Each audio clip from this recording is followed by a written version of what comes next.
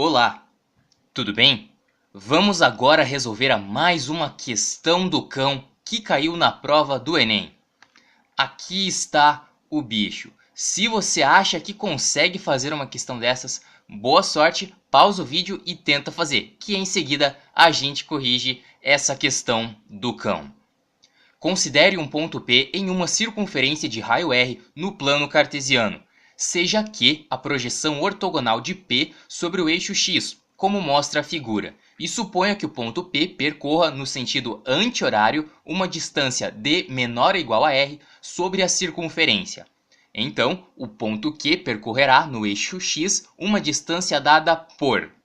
Vamos ampliar o desenho aqui para entender melhor o que a gente pode fazer. A questão disse que esse ponto P vai se locomover sobre a circunferência no sentido anti-horário, uma certa distância d, de modo que d é menor ou igual a r, ao raio da circunferência. Mas pensa o seguinte, o ponto D vai se locomover e o ponto Q, que seria a projeção ortogonal no eixo X desse ponto, também vai se locomover, vai aí para um ponto Q2. Então, a nossa missão é saber quanto que esse ponto Q se deslocou, a distância entre Q até Q2. Não parece nada fácil, mas o que a gente pode fazer? A gente pode pegar o centro da circunferência e conectar ao ponto P depois que ele se movimentou, depois que ele se mexeu ali uma distância D.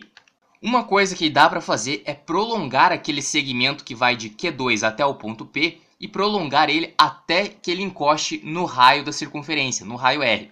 Agora pensa o seguinte, fazendo esse prolongamento, a gente consegue perceber que tem uma distância ali que mede x, que é a mesma coisa que mede ali no eixo x, que é o que a gente está procurando. Qual que é essa distância x? Agora pensa comigo, se o raio da circunferência inteira vale r e aquele pedaço vale x, quer dizer que aquele pedaço que sobrou em laranja vale r menos x, o raio total menos aquele pedaço x que a gente pintou em vermelho. E veja que a gente formou um triângulo retângulo, cuja hipotenusa mede r, e um dos catetos mede r menos x. Só que o seguinte, a gente não sabe qual que é o terceiro lado, e isso vai ficar mais claro agora. A gente sabe a hipotenusa r, a gente sabe o cateto r menos x, e a gente não sabe o outro, mas a gente não vai precisar, veja só. Olhando as alternativas, a gente percebe que tem seno, cosseno ou tangente de um determinado ângulo. Só que olha que esquisito, o ângulo é d sobre r ou r sobre d. Vamos pensar então o que acontece. 2πr, como você deve saber, é o comprimento total da circunferência. Se a gente pegar esse 2πr e dividir pelo raio da circunferência, raio com raio corta e sobra 2π.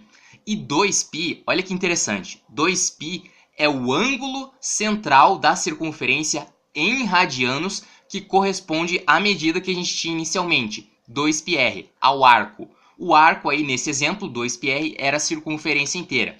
Esse raciocínio a gente vai usar agora. A gente vai pegar o comprimento de um determinado arco, vai dividir pelo raio e isso vai dar o ângulo interno em radianos. Veja só.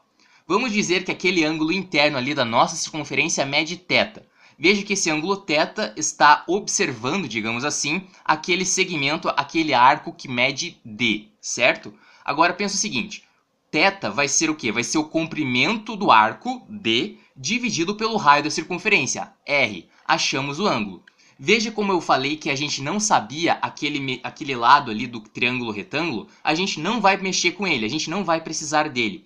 Mas a gente tem um θ ali, um ângulo θ, e a gente vai ter que usar seno, cosseno ou tangente de acordo com as alternativas. Vamos lembrar o seguinte, seno é cateto oposto sobre hipotenusa, cosseno é cateto adjacente sobre hipotenusa e tangente, cateto oposto sobre cateto adjacente. Tudo bem, agora pensa o seguinte, a gente tem o ângulo θ e a gente não faz ideia de quanto mede o ângulo oposto. Então a gente vai ter que usar uma relação trigonométrica que não use cateto oposto. Ou seja, a gente não vai usar seno e não vai usar tangente. Sobra o cosseno. E é isso que a gente vai usar. O cosseno do ângulo θ vai ser o quê? Vai ser o cateto adjacente, que se você olhar bem no desenho, mede r menos x, dividido pela hipotenusa. E a hipotenusa do triângulo, como a gente discutiu, é justamente o raio da circunferência. Agora pensa o seguinte, θ nada mais é do que d sobre r. Então eu vou substituir θ por d sobre r, para que a gente consiga chegar em alguma alternativa da questão. Agora eu vou passar aquele r que está dividindo multiplicando e vai ficar r vezes cosseno de D sobre R é igual a R menos X. Veja que eu troquei de lado ali R menos X, mas isso não vai fazer diferença. Uma coisa continua sendo igual à outra. E agora o que eu vou fazer? Lembra, o nosso objetivo era calcular X, calcular qual que foi o deslocamento daquele ponto Q no gráfico, se você lembrar bem. Então a nossa missão é calcular o X. Para isso eu vou isolar o X. Portanto, eu vou passar aquele R que está somando, subtraindo. Então vai ficar assim, menos X igual a R vezes cosseno de D sobre R menos R. Tudo bem, mas eu tenho isolado o menos X e o que eu quero é o X. Então eu vou multiplicar a equação inteira por menos 1. Vai ficar como? Vai ficar X, lembra, era menos X, ficou X, igual a R cosseno de DR vai ficar menos R cosseno de DR. Eu troco o sinal de todo mundo. E o menos R vai ficar mais R. Fica positivo justamente porque eu multipliquei por menos 1.